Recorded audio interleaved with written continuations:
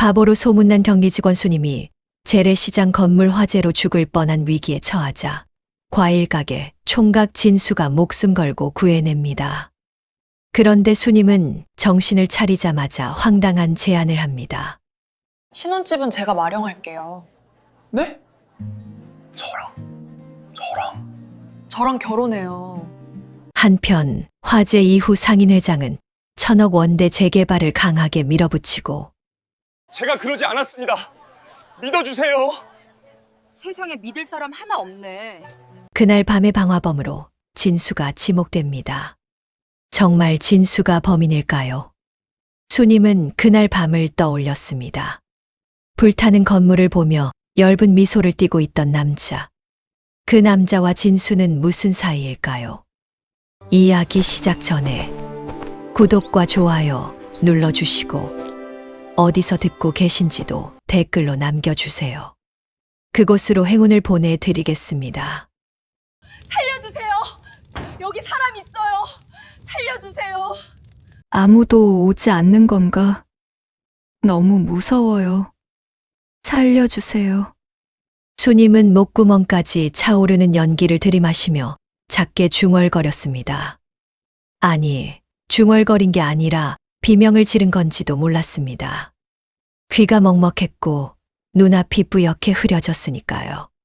상인회 사무실 창문 너머로 보이는 밤하늘은 이상할 정도로 맑았습니다. 별이 총총히 박혀 있었죠. 하지만 수님의 발밑에서는 시커먼 연기가 문틈으로 스며들고 있었습니다. 처음엔 가느다란 실처럼 비집고 들어오더니 이제는 마치 살아있는 뱀처럼 바닥을 기어 올라왔습니다. 아, 안 돼요. 제발요. 수님은 떨리는 손으로 방화문 손잡이를 또 한 번 잡아당겼습니다. 손바닥에 땀이 흥건했습니다. 낡아서 삐걱거리던 문이었는데 오늘따라 꿈쩍도 하지 않았습니다. 고장이었습니다. 아니, 애초에 제대로 작동한 적이 있었나 싶을 정도로 낡은 건물이었죠. 번영시장. 이곳에서 수님은 10년 넘게 격리로 일했습니다. 상인회비를 정리하고 장부에 숫자를 빼곡히 적어 넣고 영수증을 철하고 그렇게 하루하루를 보냈습니다.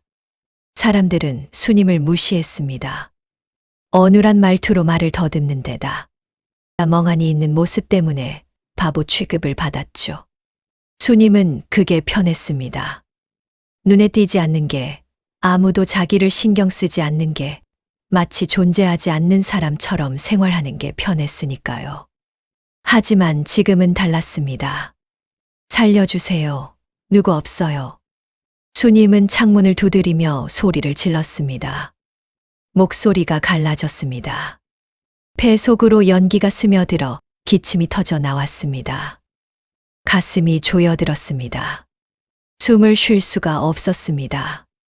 창밖으로 보이는 시장 골목에는 사람들이 몰려 있었습니다. 불길이 치솟는 건물을 멀찌감치 떨어져서 바라보고 있었죠. 몇몇은 핸드폰을 들고 영상을 찍고 있었습니다. 누군가는 손으로 입을 막고 있었습니다. 저기요, 여기 사람 있어요. 수님의 목소리는 불길이 타오르는 소리에 묻혀버렸습니다. 타닥, 탁, 탁. 뭔가가 무너지는 소리가 복도 쪽에서 들려왔습니다. 천장이 내려앉고 있었습니다. 수님의 다리가 풀렸습니다. 무릎이 바닥에 닿았습니다. 차가운 타일 바닥이 손바닥에 닿았을 때 이상하게도 옛날 기억이 떠올랐습니다. 고아원 복tuk도. 부모도 없는 게 영악하긴. 원장 선생님의 목소리가 귓가에 맴돌았습니다. 수님은 그때 7살이었습니다. 다른 아이가 훔친 빵을 수님이 훔쳤다고 누명을 쓴 날이었죠. 수님은 아니라고, 자기가 한 게 아니라고 말했습니다. 하지만 아무도 믿어주지 않았습니다. 그날 이후로 수님은 말을 더듬기 시작했습니다. 말을 해봤자 소용없다는 걸 알았으니까요. 수님은 창문 앞에 쓰러져 숨을 헐떡였습니다.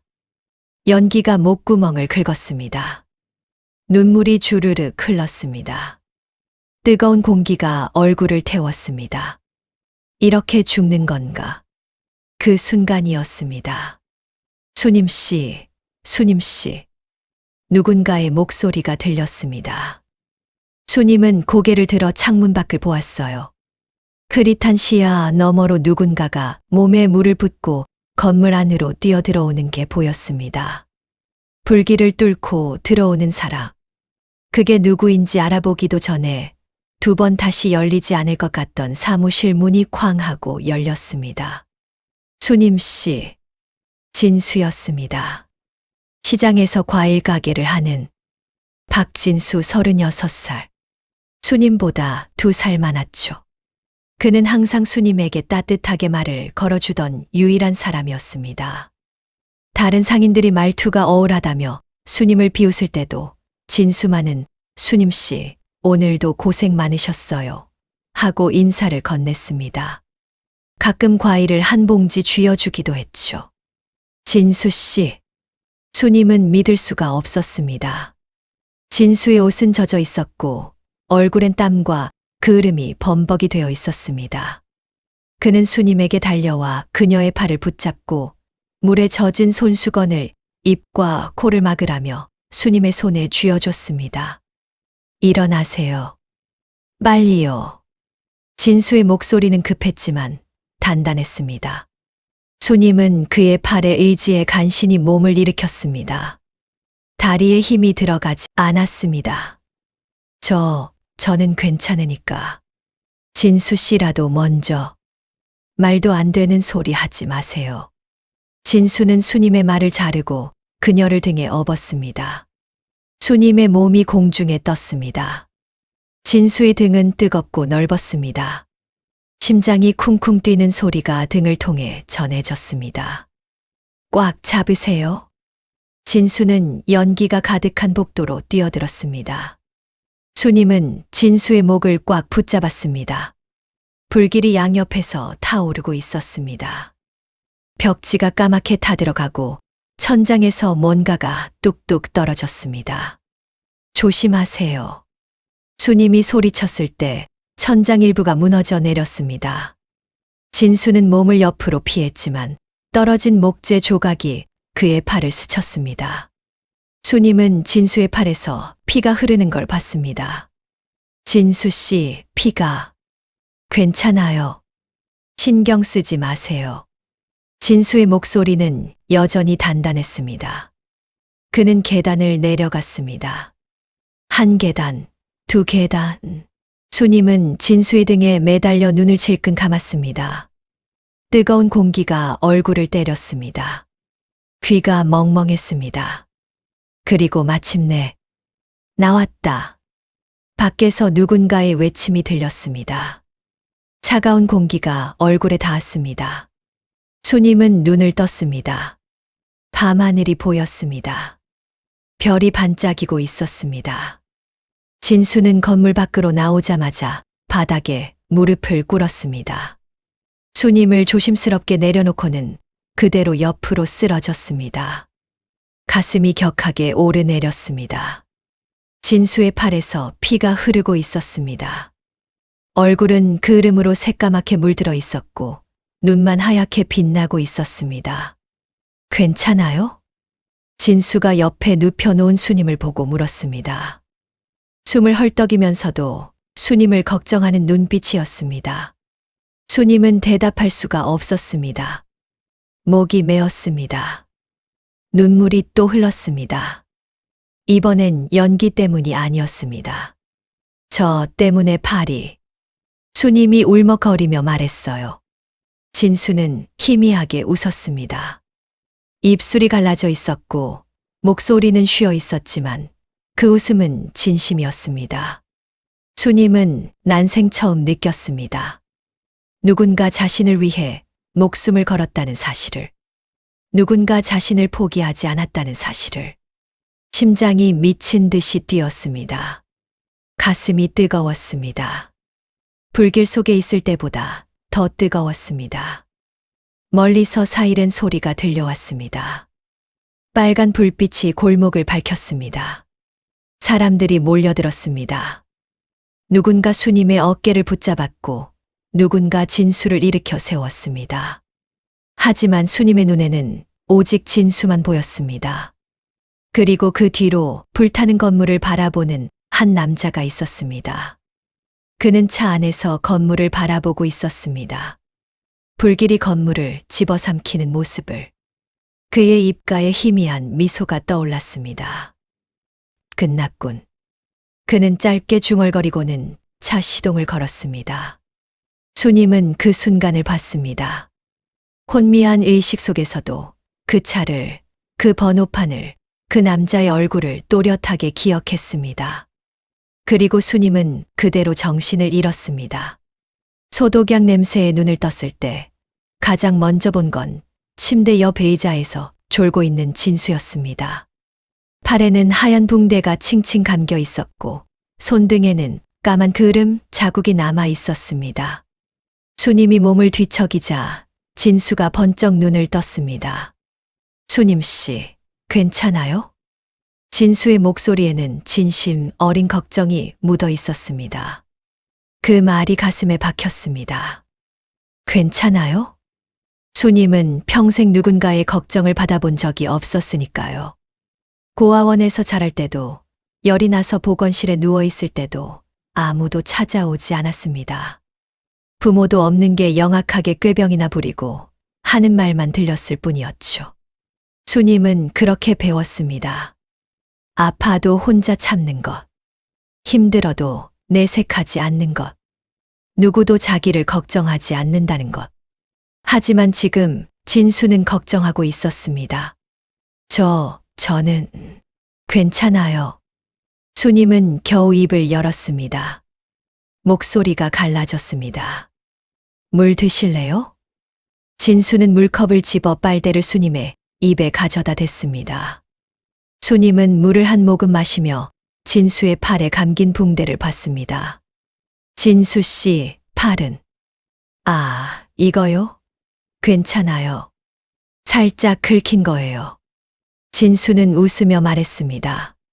하지만 그렇게 두꺼운 붕대를 감을 정도로 가벼운 상처가 아니라는 걸 수님은 알았습니다. 의사가 회진을 돌고 갔습니다.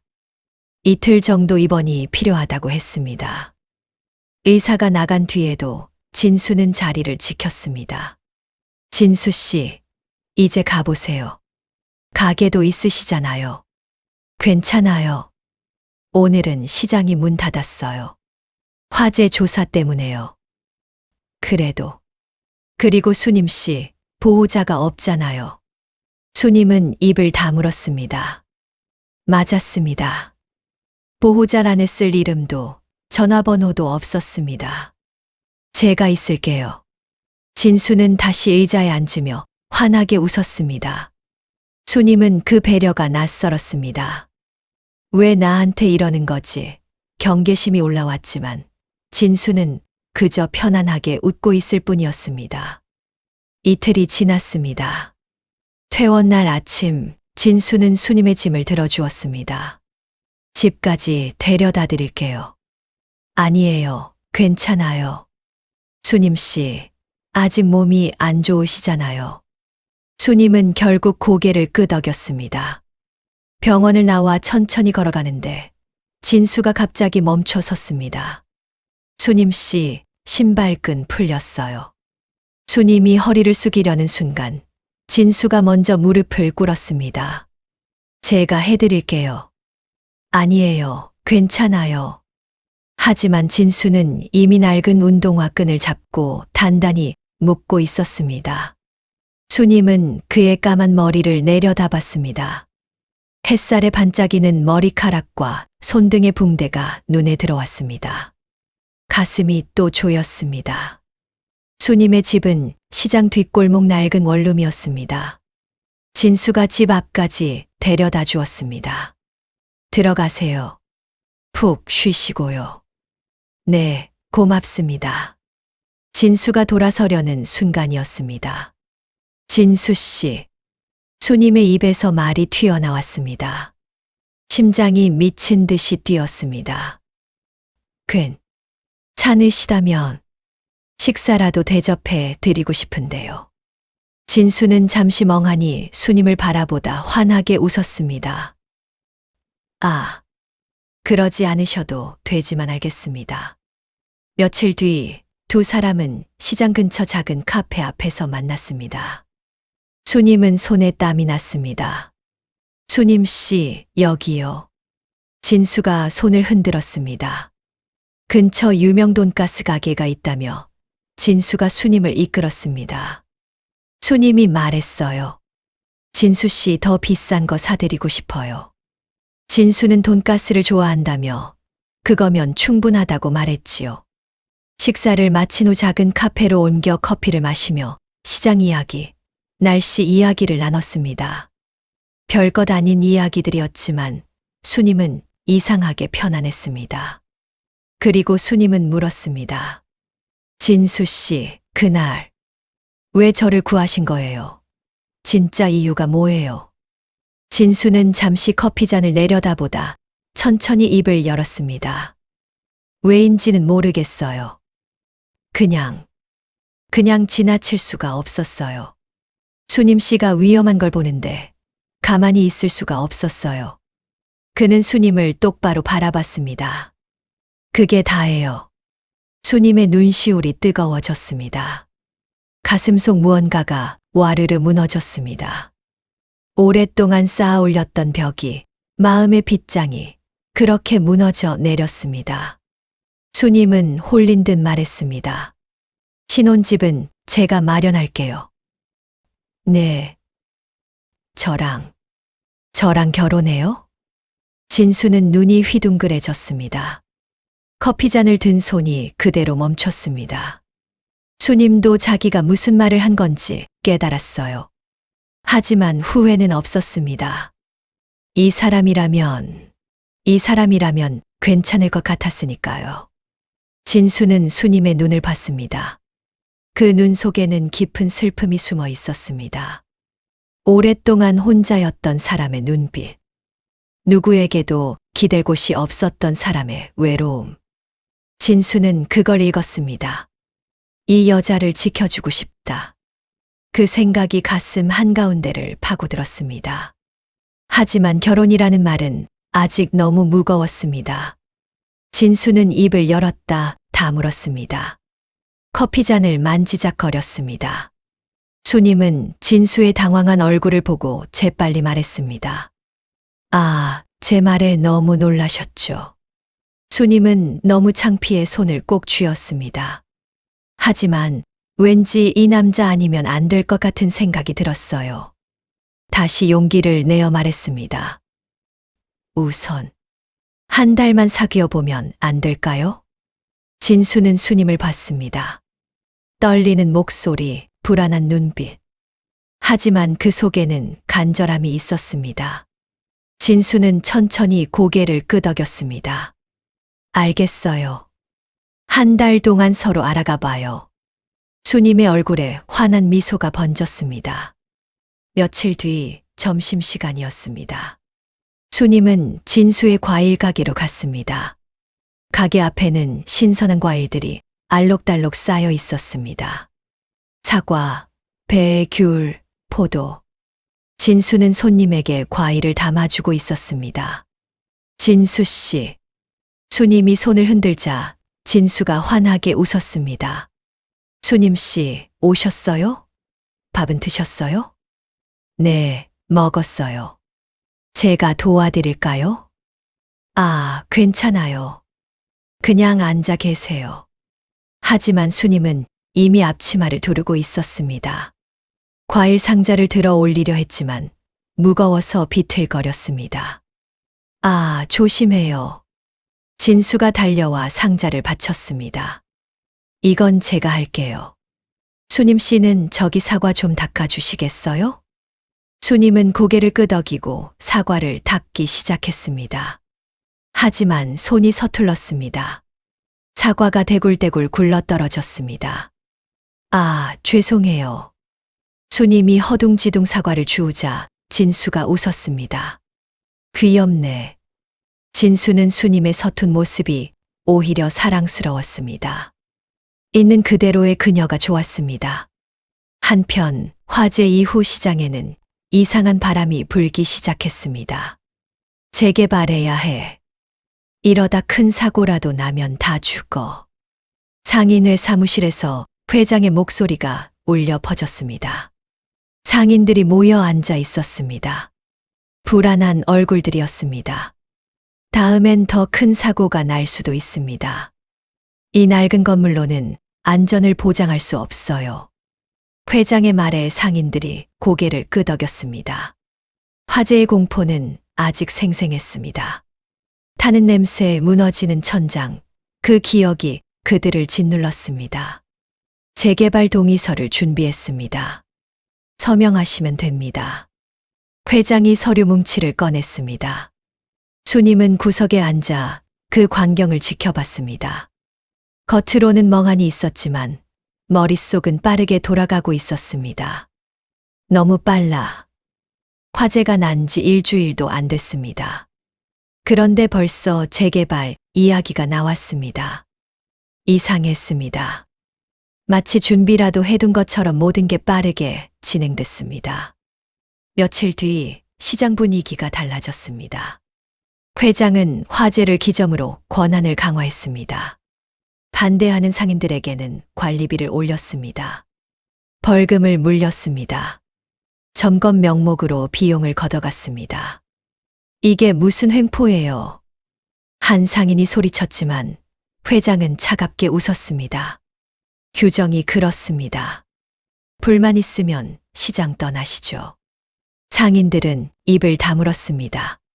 수님은 상인회 격리실에서 회계 자료를 정리하고 있었습니다. 장부를 한 장 한 장 넘기다가 이상한 항목을 발견했습니다. 철거 예상 구역 우선 정리. 그 아래 명단이 적혀 있었습니다. 진수의 과일 가게가 맨 위에 있었습니다. 수님의 손이 멈췄습니다. 진수의 가게는 시장 입구에 있었습니다. 유동인구가 가장 많은 자리. 재개발이 되면 그 자리의 보상금은 어마어마할 것입니다. 그래서 수님은 이제 알았습니다.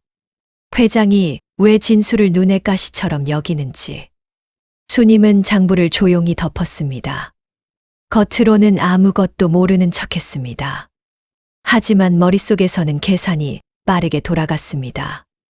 수님은 여러 가지 의심이 들었습니다. 며칠 뒤 시장 입구에 공고문이 붙었습니다.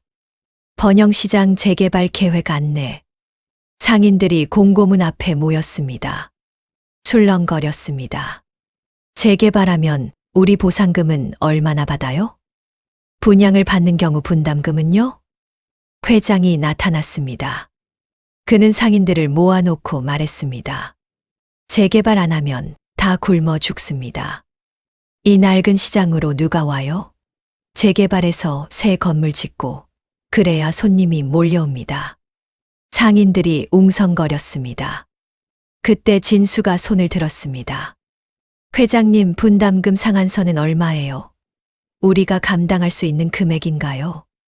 회장의 얼굴이 굳었습니다. 그건 나중에 정하면 됩니다. 나중에요. 그럼 우리가 감당 못하면 어떻게 돼요? 진수가 일어섰습니다. 대책 없는 재개발은 반대합니다. 진수의 목소리가 시장에 울려 퍼졌습니다. 몇몇 상인들이 박수를 쳤습니다. 회장의 눈빛이 차갑게 식었습니다. 그는 진수를 똑바로 바라봤습니다. 저놈을 없애야겠어. 회장은 마음속으로 다짐했습니다. 그날 오후 강사모가 수님을 불렀습니다. 수님아, 이리 와봐. 수님은 어눌하게 걸어갔습니다. 네, 사모님. 강사모는 두툼한 돈 뭉치를 꺼냈습니다. 수님의 눈이 커졌습니다. 이거 진짜 돈이에요? 수님은 바보처럼 물었습니다. 강사모가 비웃었습니다. 그래, 진짜 돈이야. 이거 다 넣어줄게. 저한테요. 그래. 대신 내 남자친구 설득해. 재개발 동의서에 도장 찍게. 강사모는 서류를 내밀었습니다. 수님은 서류를 받아들었습니다. 천천히 읽기 시작했습니다. 겉으로는 천천히 어눌하게 읽는 것처럼 보였습니다. 하지만 수님의 눈은 빠르게 움직이고 있었습니다. 뒷면. 수님은 서류 뒷면에 적힌 작은 글씨를 봤습니다. 본 계약자가 한 건이라도 법에 저촉되는 일이 발생할 시 가게 권리를 포기하고 상인회에 양도한다. 독소 조항이었습니다. 수님은 숨을 깊이 들이마셨습니다. 겉으로는 아무것도 모르는 척했습니다. 사모님, 제가 이거 가져가도 돼요? 그럼 가져가서 도장 찍어와. 수님은 서류를 들고 일어섰습니다. 그런데 그때 손이 미끄러지며 커피잔이 넘어졌습니다. 커피가 서류 위로 쏟아졌습니다. 서류가 흠뻑 젖었습니다. 이 바보 같은 년이. 강사모가 소리를 질렀습니다. 손을 들어 수님의 뺨을 때리려 했습니다. 그 순간, 그만하세요. 진수가 나타나 강사모의 손목을 잡았습니다. 수님 씨는 저와 결혼할 사람이에요. 더 이상 함부로 하지 마세요. 수님은 진수를 바라보며 눈이 커졌습니다. 심장이 쿵쾅거렸습니다. 결혼할 사람이라고. 강사모는 코웃음을 쳤습니다. 결혼. 이 바보 같은 년이랑 결혼을 한다고? 바보라고 하지 마세요. 진수는 한 걸음 더 앞으로 나섰습니다. 앞으로 수님 씨에게 함부로 대하는 사람은 가만두지 않겠어요. 누구라도요. 단호하게 말하는 진수의 목소리가 시장에 울려 퍼졌습니다. 시장 사람들이 몰려들었습니다. 깜짝 놀란 시장 사람들 역시 술렁거리며 말했어요. 진짜로 바보 같은 수님이랑 결혼한대? 세상에 진수가 미쳤나 봐. 상인들이 수군거렸습니다. 잘생기고 착한 진수가 바보한테 홀렸다며 시장이 발칵 뒤집혔습니다. 수군거림이 파도처럼 번져나갔습니다. 강사모는 비웃으며 몸을 돌렸습니다. 후회할 거야. 그녀는 하이힐을 찍으며 사라졌습니다. 진수는 수님에게 돌아섰습니다. 괜찮아요? 수님은 고개를 들었습니다. 눈가가 촉촉했습니다. 왜 저를? 제가 지킬게요. 진수는 수님의 손을 잡았습니다. 이제 혼자가 아니에요. 수님의 눈에서 눈물이 주르륵 흘렀습니다. 하지만 이번엔 슬픈 눈물이 아니었습니다. 시장 사람들은 계속 수군거렸습니다. 진수를 동정하는 눈빛, 수님을 비웃는 표정. 하지만 수님은 신경 쓰지 않았습니다. 이 사람이 자기 편이 되어 주었으니까요. 그날 밤 진수는 가게 문을 닫고 집으로 돌아갔습니다.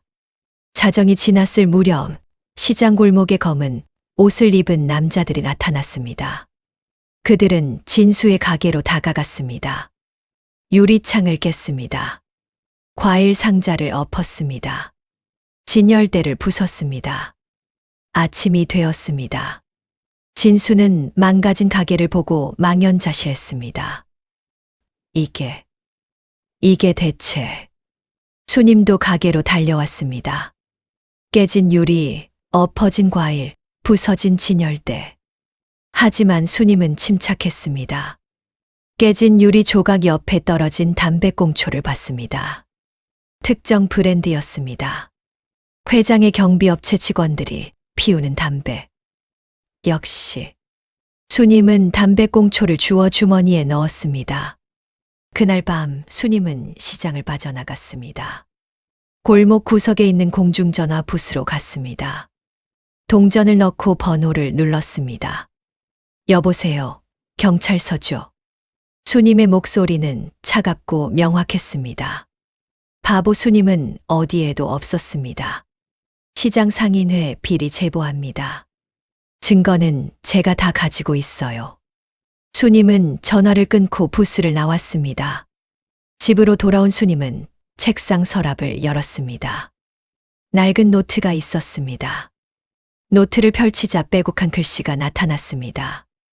회장의 횡령 내역, 뒷돈 거래 명단, 화재 당일 GPS 기록. 모든 게 기록되어 있었습니다. 한편 회장은 사무실에서 부하들을 불러 모았습니다. 박진수를 제거해야 해. 어떻게 하시겠습니까?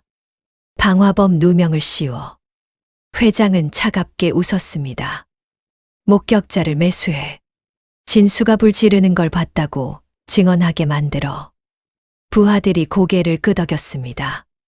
수님은 그날 밤 창밖으로 번영회 사무실이 있는 건물을 바라봤습니다. 어둠 속에서 회장 사무실 불빛이 보였어요. 이제 시작이야. 수님의 눈빛이 차갑게 빛났습니다. 경찰차 사이렌이 시장 골목을 가득 채웠습니다. 아침 8시 상인들이 가게 문을 열고 있을 때였습니다. 경찰 4명이 진수의 과일 가게로 들어갔습니다. 박진수 씨, 함께 가시죠. 네, 왜요? 제가 뭘 잘못했는데요. 진수는 당황했습니다. 손에 들고 있던 사과가 바닥에 떨어졌습니다. 번영시장 화재 사건 관련해서 조사를 받으셔야 합니다. 화재요? 저는 그날 수님 씨를 구했을 뿐이에요. 설명은 서에서 하시죠. 경찰은 진수의 팔을 잡았습니다. 진수는 끌려가듯 경찰차에 실렸습니다. 상인들이 우르르 몰려들었습니다. 무슨 일이야? 진수가 잡혀가네? 그때 한 남자가 나섰습니다. 40대 중반, 낡은 작업복을 입은 남자였습니다. 저 사람이 불 질렀어요. 목격자였습니다. 회장이 돈으로 매수한 목격자. 제가 똑똑히 봤어요. 박진수가 상인회 건물에 기름 뿌리고 라이터로 불 붙이는 거요. 가게 보험금 타려고 한 거예요. 상인들이 술렁였습니다. 뭐야, 진짜. 역시 사람은 겉만 봐선 몰라. 착한 척 하더니 결국 돈 때문이었구만. 진수는 경찰차 안에서 창밖을 바라봤습니다. 상인들의 차가운 눈빛이 보였습니다. 가슴이 터질 것 같았습니다. 저 아니에요. 전 안 그랬어요. 하지만 경찰차는 이미 출발하고 있었습니다. 수님은 시장 입구에서 그 광경을 지켜봤습니다. 경찰차가 멀어지는 걸 보며 눈물을 흘렸습니다. 진수 씨, 진수 씨. 수님은 바보처럼 울부짖었습니다. 땅을 치며 소리를 질렀습니다. 상인들의 시선이 수님에게 집중됐습니다. 저 불쌍한 것 좀 봐. 바보가 뭘 알겠어. 남자가 사기꾼인 줄도 모르고. 사람들이 수군거렸습니다. 하지만 수님의 눈은 다른 곳을 보고 있었습니다. 목격자였습니다. 그는 구석에서 담배를 피우고 있었습니다. 수님은 울면서 비틀거리듯 그에게 다가갔습니다. 아저씨, 제발요. 진수 씨는 안 그랬어요. 수님은 목격자의 팔을 붙잡았습니다. 그리고 그 순간 재빨리 그의 재킷 주머니에 작은 물건을 밀어 넣었습니다. 위치 추적기였습니다. 저리 가, 바보년아. 목격자가 수님을 밀쳤습니다. 수님은 바닥에 넘어졌습니다. 무릎이 까졌습니다. 하지만 수님은 웃고 있었습니다. 얼굴을 가린 손 뒤로 차갑게 웃고 있었습니다. 그날 밤 수님은 목격자를 미행했습니다. 위치 추적기 신호를 따라갔습니다. 목격자는 시장 뒷골목 낡은 술집으로 들어갔습니다. 수님은 창문 너머로 안을 들여다봤습니다. 회장이 있었습니다. 수고했네. 회장이 두툼한 봉투를 건넸습니다. 목격자가 봉투를 열어 돈을 세었습니다. 이게 다예요? 일 끝나고 나머지 줄 테니 걱정 마. 수님은 핸드폰을 꺼냈습니다. 녹음 버튼을 눌렀습니다. 창문 틈으로 핸드폰을 밀어 넣었습니다. 박진수 그놈 완전히 끝났죠. 당연하지. 증거도 완벽하게 꾸며놨어. 곧 구속될 거야. 두 남자가 웃었습니다. 수님은 그 웃음소리까지 녹음했습니다. 증거 확보 완료. 수님은 골목을 빠져나왔습니다. 그리고 공중화장실로 들어갔습니다. 거울 앞에 섰습니다. 주머니에서 뿔테 안경을 꺼내 썼습니다. 헝클어진 머리를 단정하게 묶었습니다. 옷의 먼지를 털어냈습니다. 거울 속 수님은 더 이상 바보가 아니었습니다. 차갑고 날카로운 눈빛, 굳게 담은 입술. 천재 수님이 돌아왔습니다. 이제 숨을 때가 아니야. 수님은 경찰서로 향했습니다. 김 형사님 계신가요? 접수대 경찰이 수님을 보며 눈을 깜빡였습니다. 당신, 아까 그 바보 아니었어. 김 형사님 계시냐고요. 수님의 목소리는 또렷했습니다. 말을 더듬지 않았습니다. 경찰은 입을 다물지 못했습니다. 잠시 뒤 김 형사가 나왔습니다. 45살, 화재 사건 담당 형사였습니다. 무슨 일이요? 박진수 씨는 누명을 썼습니다. 수님은 단호하게 말했습니다.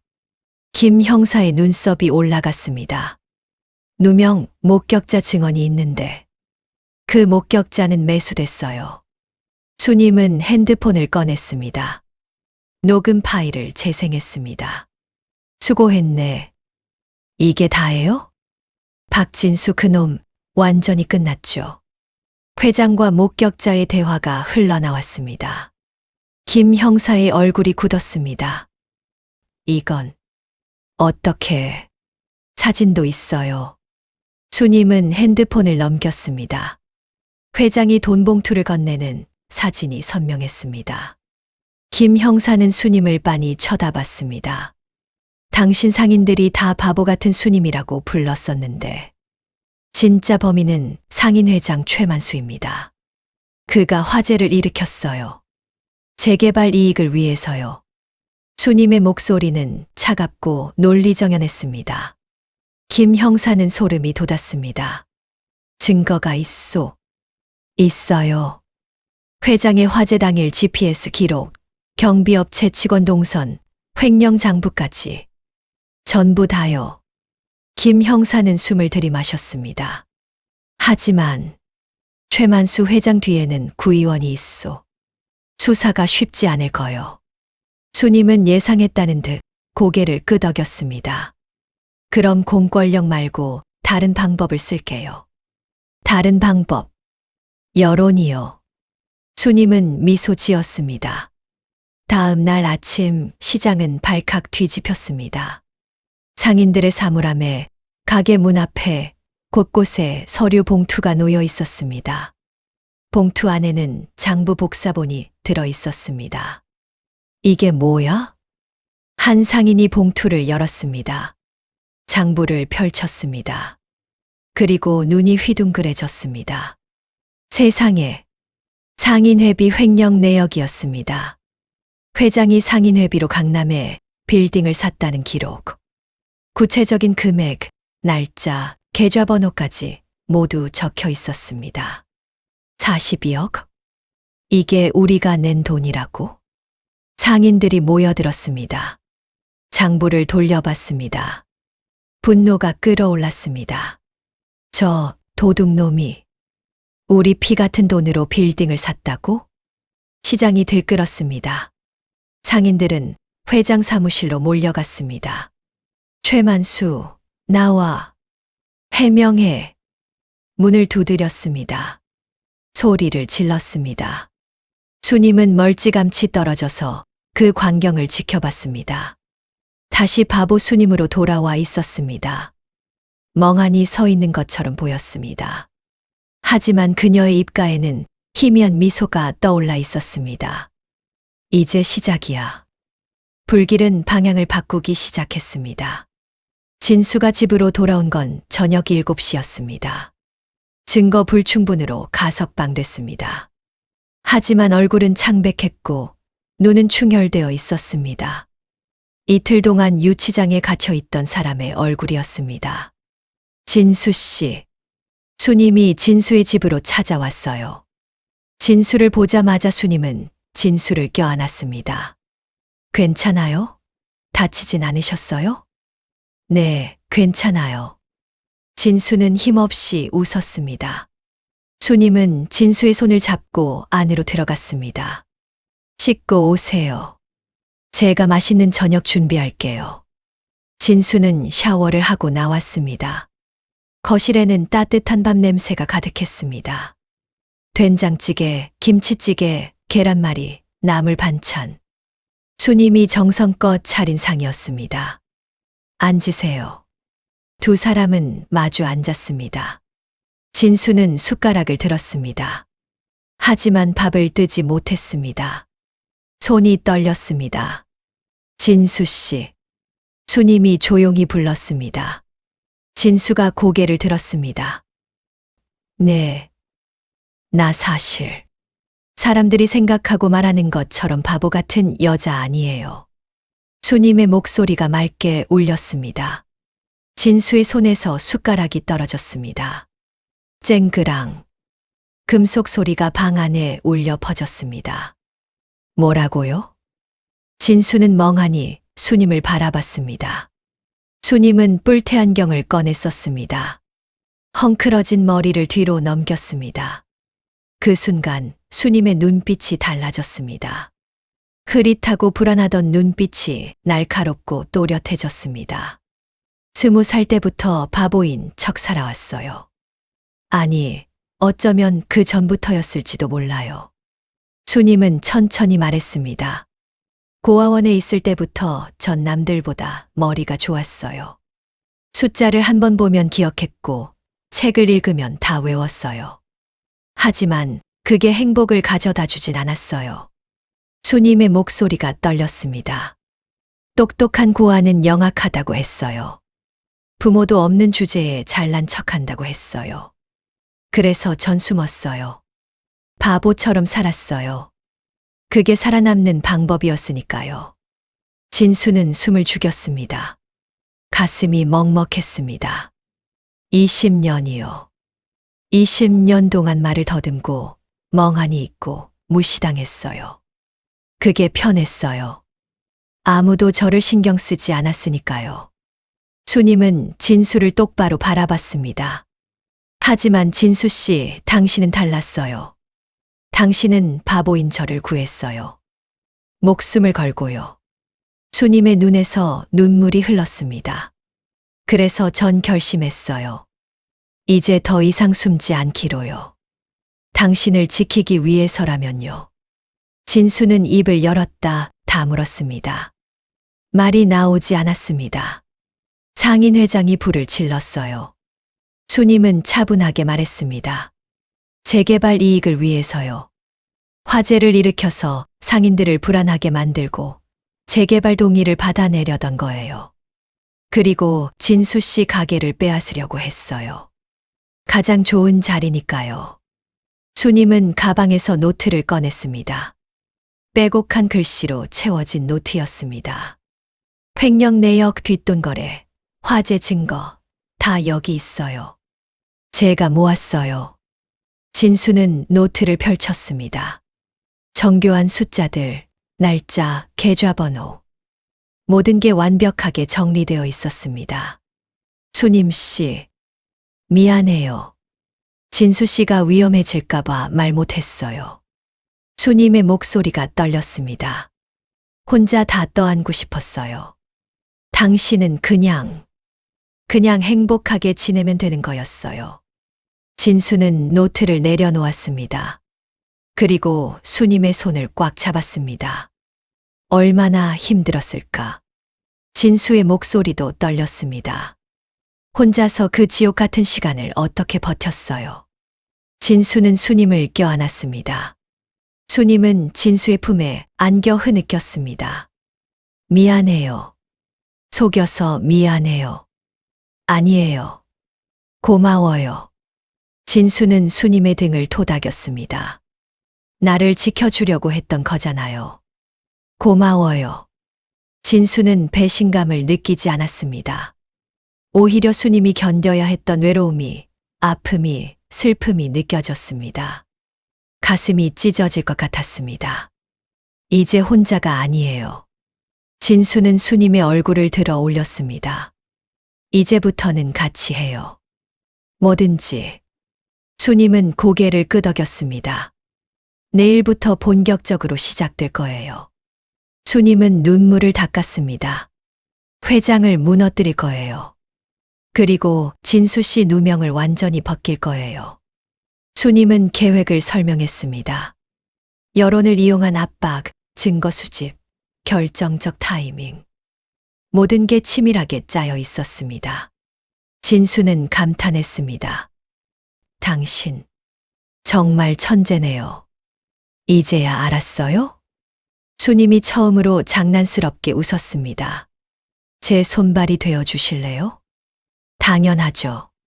진수는 수님의 손을 꽉 잡았습니다. 끝까지 함께 할게요. 다음 날 아침 수님은 다시 바보 수님이 되어 시장으로 출근했습니다.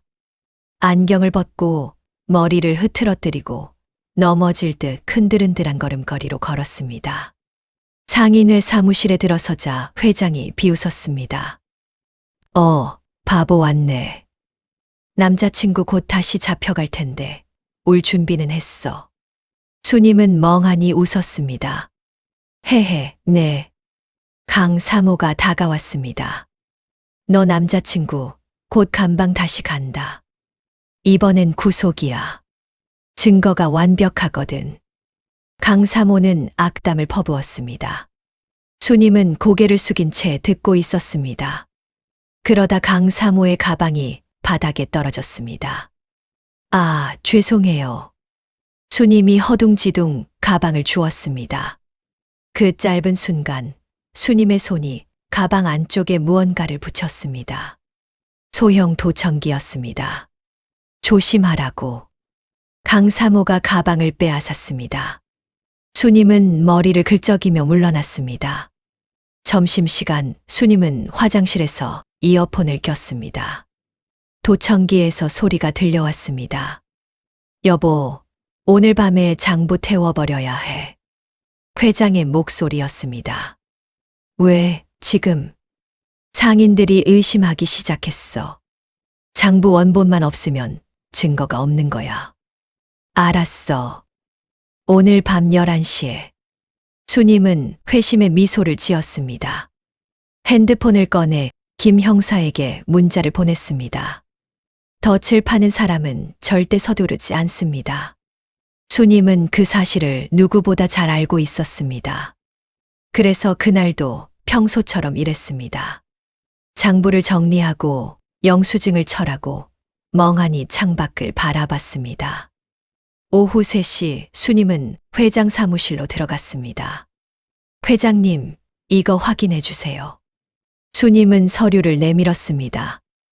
회장이 서류를 받았습니다. 뭐야, 이게? 상인회비 정산서요. 수님은 어눌하게 말했습니다. 회장이 서류를 훑어봤습니다. 별 문제가 없었습니다.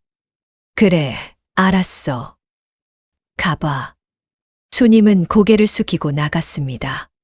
하지만 문을 나가기 전 돌아서서 말했습니다. 회장님, 저 오늘 진수 씨한테서 이상한 얘기 들었어요. 회장의 손이 멈췄습니다. 뭔데? 진수 씨가 숨겨둔 장부가 있대요. 누가 준 거래요? 수님은 바보처럼 웃었습니다. 무슨 장부인지는 모르겠는데 오늘 밤 12시에 시장 뒷골목에서 누구 만난대요. 회장의 눈빛이 날카로워졌습니다. 누굴 만나? 몰라요. 그냥 중요한 사람이래요. 수님은 고개를 갸웃거리며 나갔습니다. 회장은 수님이 나가자마자 전화기를 집어들었습니다. 여보세요, 나야. 오늘 밤 12시 시장 뒷골목에 사람 보내. 박진수 놈이 거기서 누굴 만난대. 장부를 넘기는 것 같아. 빼앗아. 회장은 전화를 끊고 창밖을 바라봤습니다. 입가에 차가운 미소가 떠올랐습니다. 하지만 그는 몰랐습니다. 수님이 방금 뿌린 미끼를 덥석 물었다는 사실을. 그날 밤 10시 수님은 김 형사와 함께 상인회 사무실로 향했습니다. 정말 괜찮겠어요? 김 형사가 물었습니다. 수님은 고개를 끄덕였습니다. 회장은 지금 뒷골목에 사람들을 다 보냈어요. 사무실은 비어 있을 거예요. 두 사람은 사무실 뒤편으로 돌아갔습니다. 수님은 주머니에서 열쇠를 꺼냈습니다. 격리실 열쇠였습니다. 어떻게 이걸 복사해뒀어요. 수님은 문을 열었습니다. 어두운 사무실 안으로 들어갔습니다. 손전등을 켰습니다. 금고는 어디 있죠? 회장실이요. 두 사람은 회장실로 들어갔습니다. 벽에 걸린 그림 뒤로 금고가 있었습니다. 비밀번호는 0728요. 회장 생일이에요. 수님은 숫자를 눌렀습니다. 삐삐삐. 금고가 열렸습니다. 안에는 두툼한 장부가 들어 있었습니다. 이중장부였습니다. 회장이 숨겨온 모든 비리가 담긴 장부. 이거예요. 수님은 장부를 꺼냈습니다. 김 형사가 장부를 펼쳤습니다. 눈이 커졌습니다. 세상에, 이 정도인 줄은 몰랐어요. 횡령 금액, 뒷돈 명단, 정관계 로비 내역. 모든 게 적나라하게 기록되어 있었습니다. 사진 찍어요. 수님은 장부를 한 장 한 장 넘기며 사진을 찍었습니다. 모든 페이지를 기록했습니다. 그리고 수님은 주머니에서 다른 장부를 꺼냈습니다. 똑같이 생긴 장부였습니다. 하지만 숫자가 조금씩 달랐습니다. 수님이 미리 만들어둔 가짜 장부였습니다. 이걸로 바꿔치기 할 거예요. 수님은 진짜 장부를 가방에 넣고 가짜 장부를 금고에 넣었습니다. 금고를 닫았습니다. 이제 나가요. 두 사람은 사무실을 빠져나왔습니다. 같은 시각 시장 뒷골목에는 회장의 부하들이 숨어 있었습니다. 저기 온다. 한 명이 속삭였습니다. 진수가 골목으로 걸어오고 있었습니다. 부하들은 진수를 둘러쌌습니다. 야, 장부 어디 있어? 뭐요? 무슨 장부? 진수는 당황했습니다. 시침이 떼지 마. 내가 가지고 있다며? 전 아무것도 없는데요. 부하들은 진수의 몸을 뒤졌습니다. 하지만 아무것도 없었습니다. 이 자식이 우릴 엿먹인 거야. 부하들은 이를 갈았습니다. 하지만 진수는 이미 준비된 대로 연기하고 있었습니다.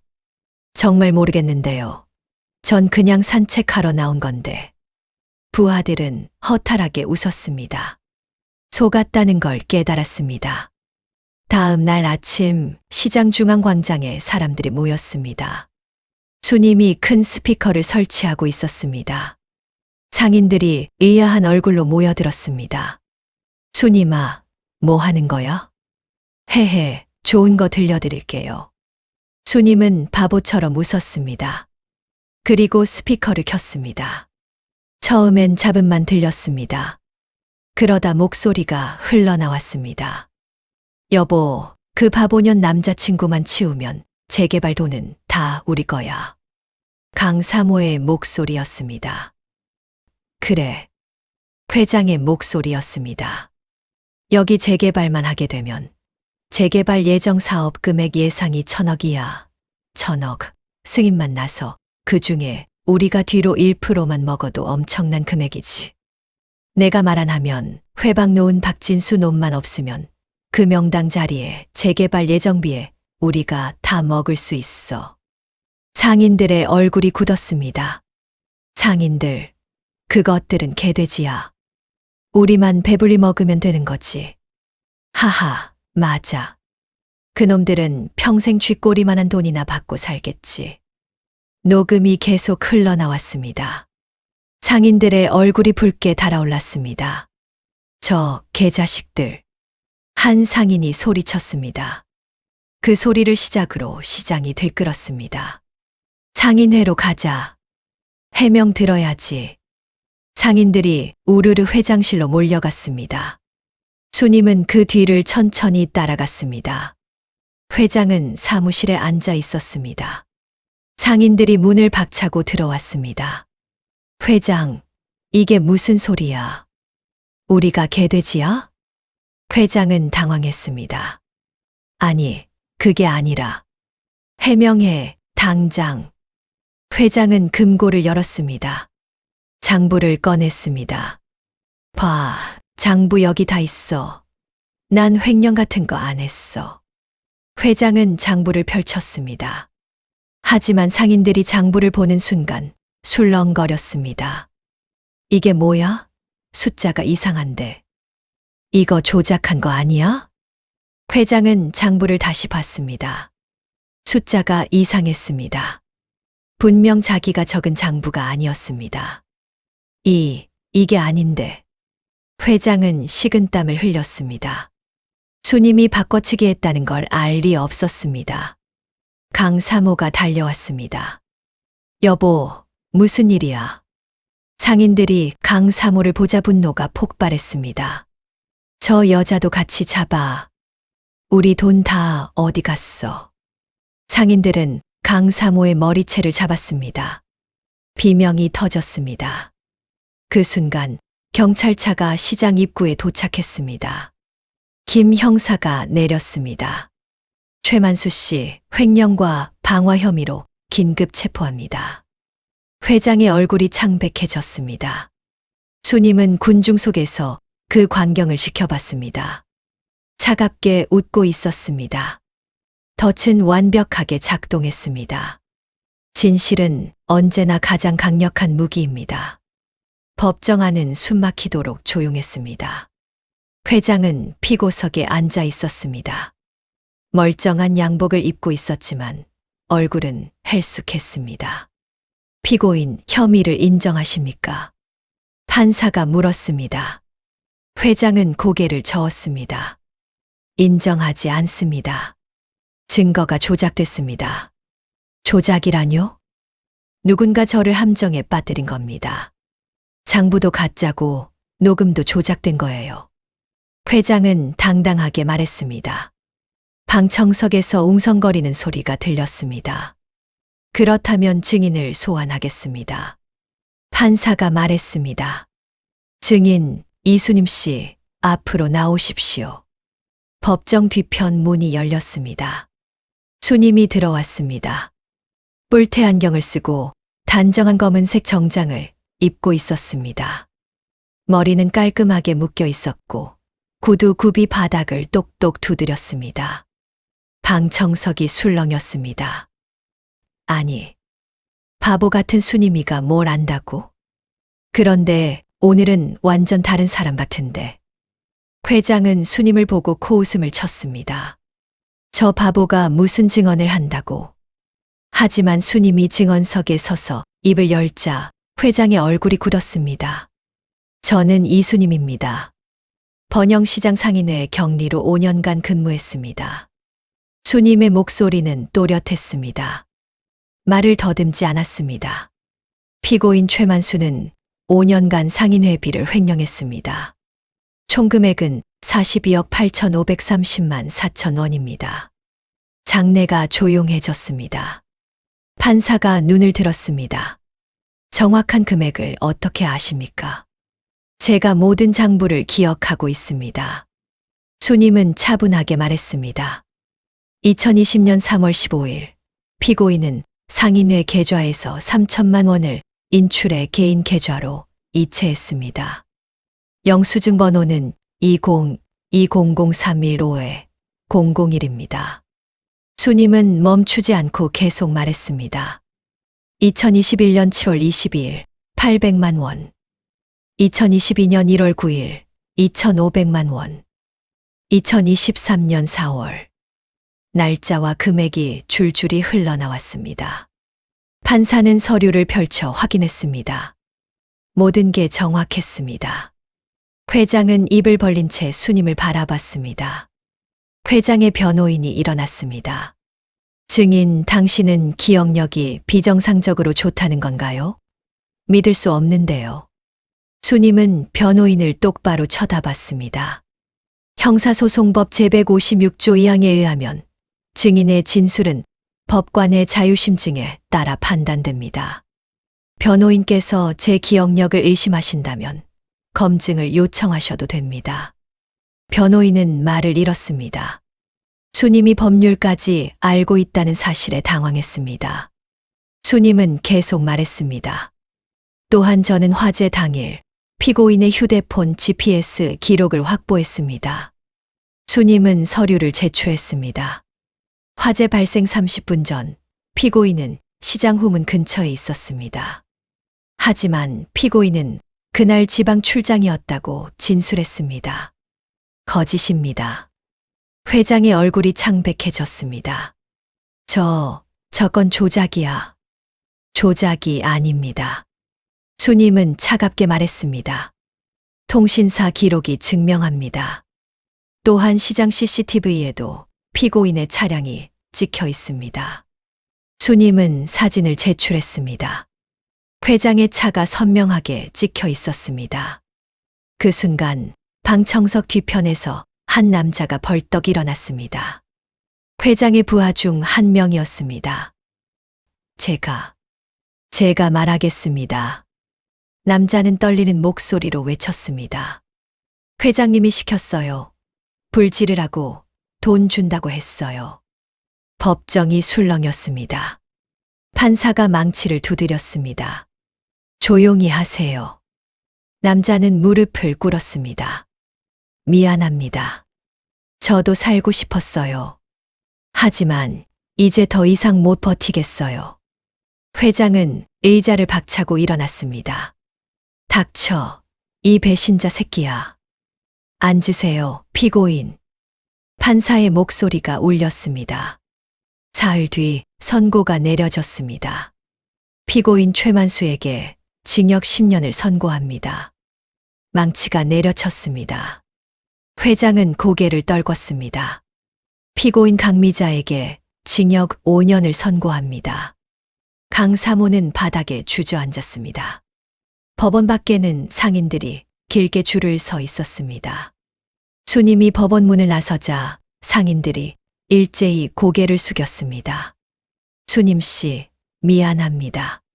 한 상인이 말했습니다. 그동안 무시해서 정말 미안해요. 우리를 살려줘서 고맙습니다.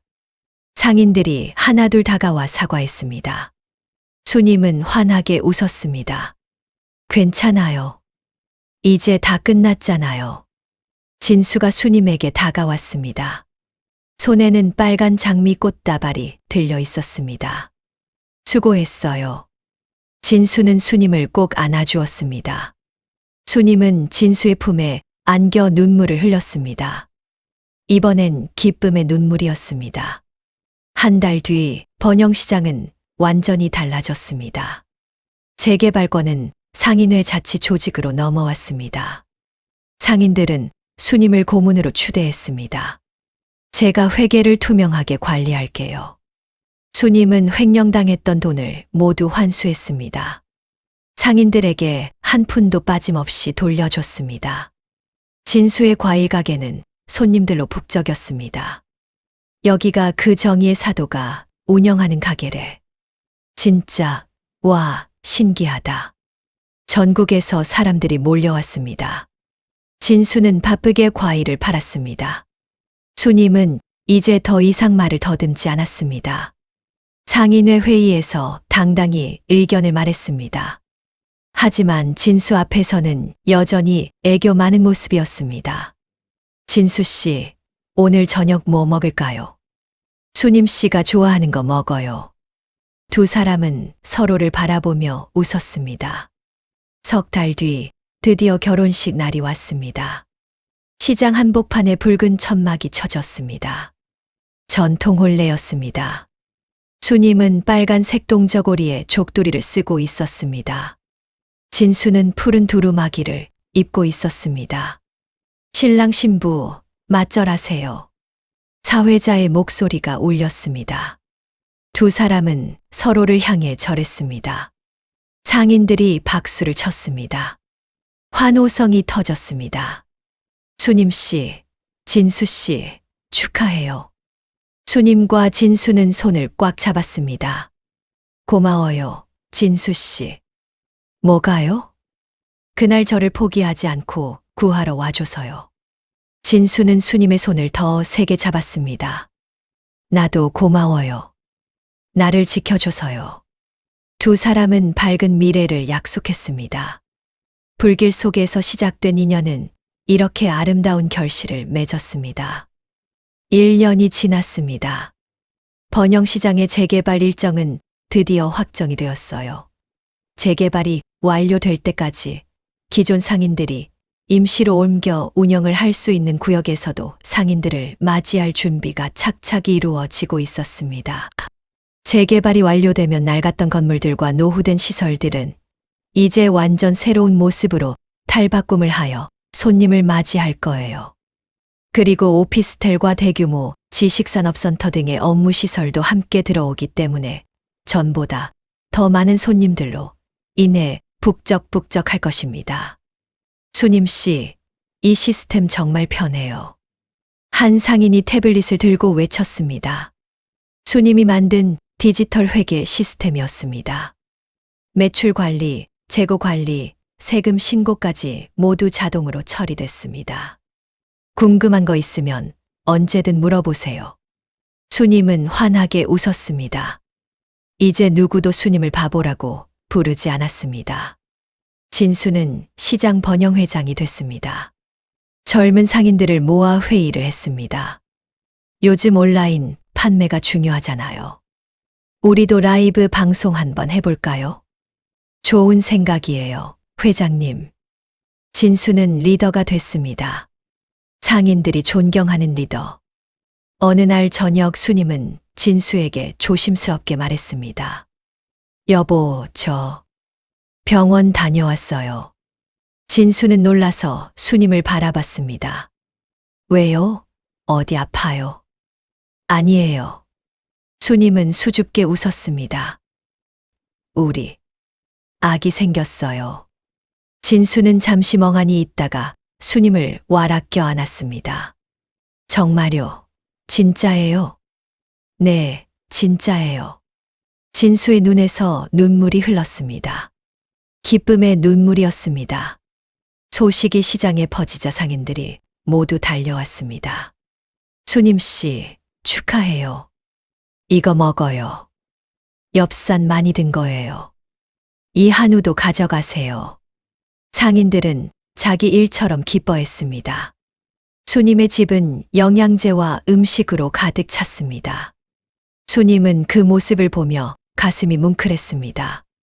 과거의 불길이 이제는 온기가 됐구나. 1년 전 자신을 태우려 했던 불길. 하지만 그 불길은 이제 세상을 따뜻하게 데우는 온기로 변했습니다. 어느 토요일 수님은 고아원을 방문했습니다. 자신이 자랐던 그곳. 언니, 아이들이 달려왔습니다. 수님은 아이들을 안아주었습니다. 오늘 특별한 소식이 있어. 수님은 봉투를 꺼냈습니다. 장학금이야. 너희 공부하는 데 써. 와. 아이들의 눈이 반짝였습니다. 그리고 졸업하고 일자리 필요하면 우리 시장으로 와. 제가 자리 만들어 줄게요. 수님은 웃었습니다. 수님의 복수는 단순히 적을 무너뜨리는 것이 아니었습니다.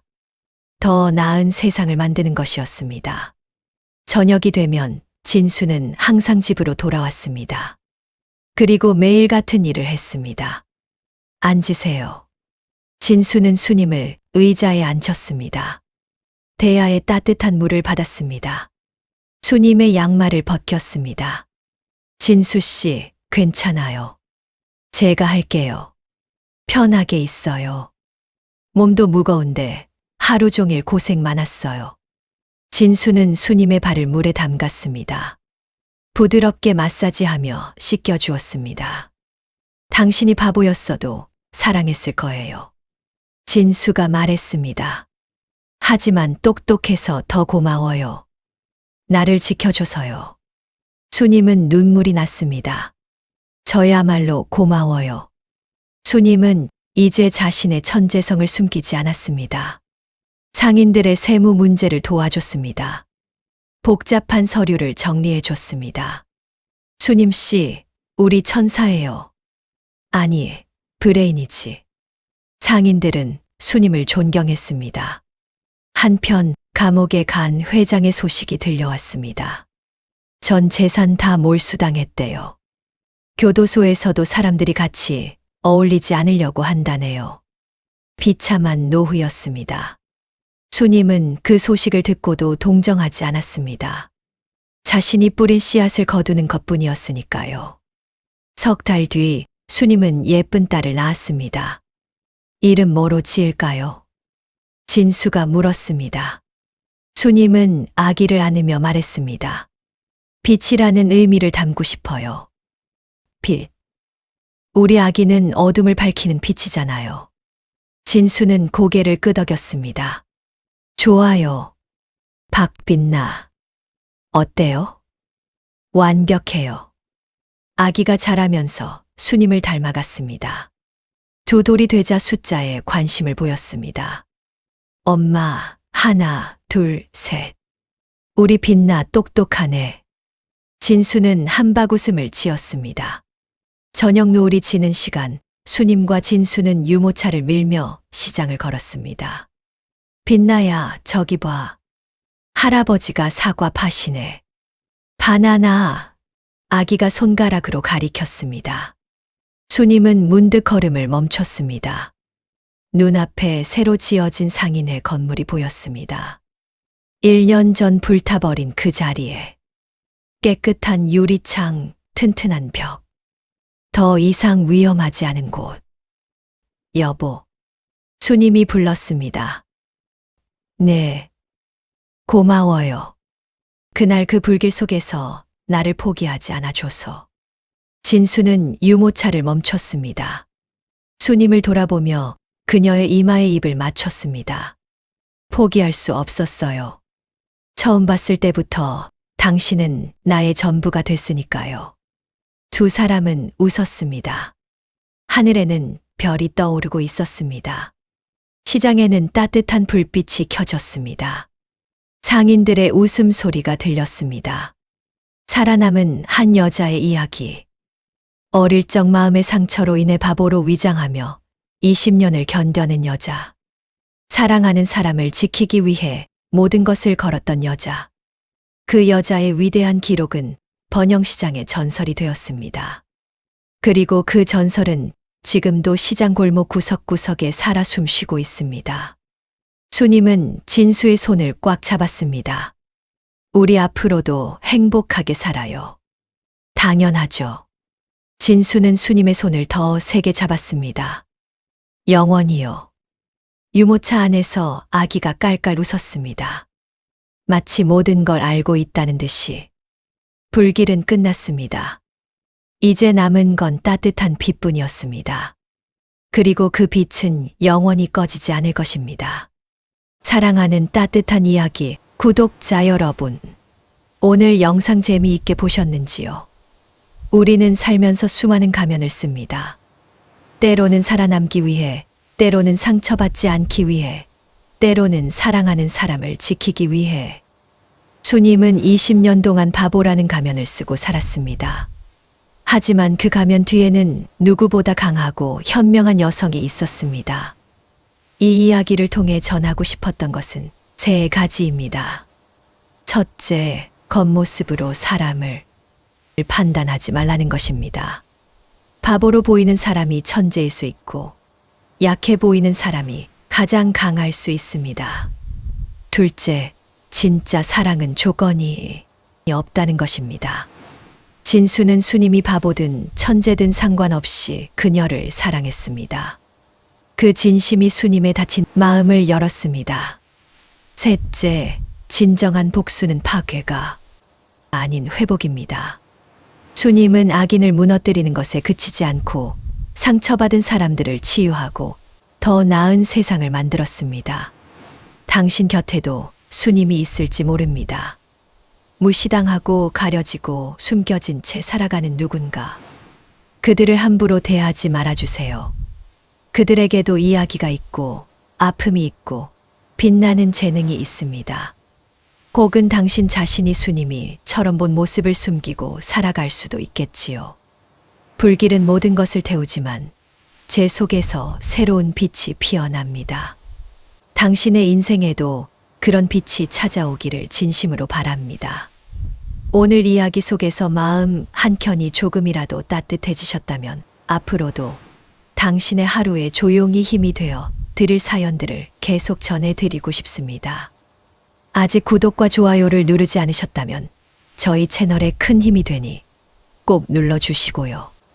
사연 속 주인공들에게도 건네고 싶은 말이 있으시다면 댓글로 따뜻한 응원 한 줄 남겨주세요. 당신의 오늘과 내일이 언제나 평안하고 따스하기를 바랍니다.